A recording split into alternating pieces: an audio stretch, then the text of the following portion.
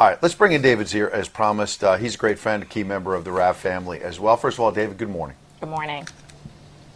Good morning, Ed and Karyn, and happy birthday, young lady. Nice to be with you. Thank you. David, it was great to be with you as well recently at the Trump rally in Pennsylvania. We saw a lot of patriots there. You had a special interview with a patriot deeply involved in 9/11 and the aftermath. Tell us a little bit about what's happening there at Ground Zero and the memorial this morning, and just reflect on it for us, if you will. All right, well, behind us, if you can see it in the shot, is the Freedom Tower, and we have the memorial where the former tower stood right behind us, and we're in front of Engine Company 343, also Ladder 11, and as I was walking by, a picture of my best friend as a teenager, Pete Brennan, is on the wall. He was Rescue 4-288. It never gets old, the memories, and whenever we see a digital clock go to 9/11 twice a day, it takes me to a darker place. Being in New York, we lost 496 Long Islanders. But, 9/11 is in the news, even though the ceremonies are over. Top of the headlines, Mark Warner, senator from Virginia, said we're the domestic terrorists. The people are the domestic terrorists, and they're a bigger threat than the international terrorists, what I thought was extraordinary. And 21 years later, KSM, Khalid Sheikh Mohammed, the architect, along with Zawahiri, of the 9/11 attack, still has not been sentenced and may do a plea deal. And James Woods was upset that came out in the news yesterday because he said it was basically a slap in the face on this sacred day and an insult to all of those who have fallen. But let's not forget, Ed and Karyn, that not only did we lose, 2,600 plus here right at Ground Zero, plus the people on the airplanes, but there's also 4,418, first responders who've perished so far, 1,400 of them from respiratory diseases and almost 1,400 from cancer. And there were 410,000 first responders down here. 63,000 of them have been diagnosed with a medical condition. And as of 2018, 10,000 of them were diagnosed with cancer. So this is far-reaching. It's a solemn day. I have a lot more news for you about the fight for the mayor of New York City wants to withhold the remaining $300 million in the Victims Fund. The victims are demanding that the air quality records are released from after 2001. He will not give them back to the public unless he's indemnified against lawsuits. There's a lot going on here in the news, and it's just an extraordinary situation and how far-reaching the damage was here, and it still is in the front and center of our lives.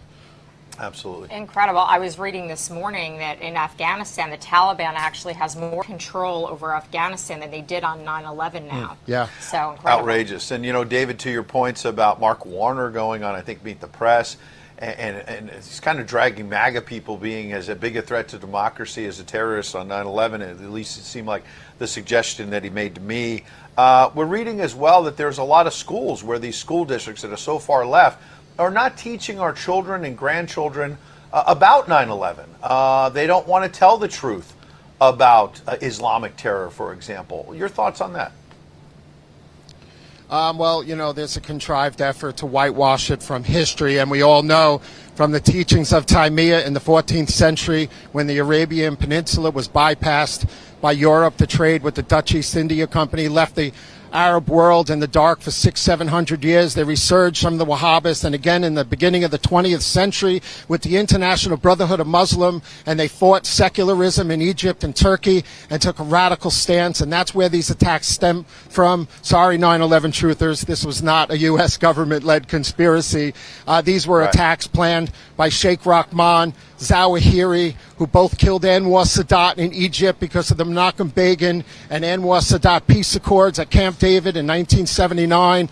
And these people led these attacks, and Mohammed Salameh and Mahmoud Abu Halima, blew up the Trade Center on February 26, 1993 with Ramzi Youssef, who came from the Philippines to teach him how to make the ammonium nitrate diesel fertilizer bomb. There's been attack after attack. This began at the Al Farouk Mosque in 1984, 1987 in New York. They were stopped in Connecticut with weapons in their car. They trained in my neighborhood at the Calverton Gun Range on Long Island, New York.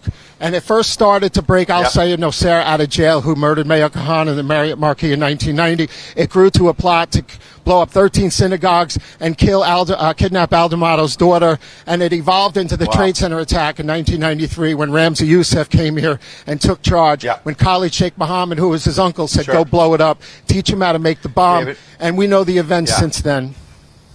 David, we got about 30 seconds. You mentioned your friend. Did I have it right? It was Pete. I know people may know that you and I Pete went Brennan. to high school together. So I don't know Pete Brennan. I don't know whether it was a classmate that I didn't know or you grew up with him. I got about 30 seconds. Let's let people know who Pete was so they'll remember and not forget. Well, Pete Brennan was my former cadet pal in the Air Force Auxiliary for 4 years, where we did missing aircraft search and rescue as teenagers. And he joined the fire department at a young age, went into the FDNY, and he wasn't supposed to work that day. And this is the kind of man that he was. He filled in for somebody, and he perished. Last seen going up on the 75th floor in the tower. Wow. So, truly an American hero, great man. I'm glad that you Absolutely. His told memory us. lives on. Yeah. Thank you, David. David, we appreciate your reporting as always, and we're thinking about you, your friend, and his family and friends certainly this morning. And thank you for helping us to never forget. Thank you, David.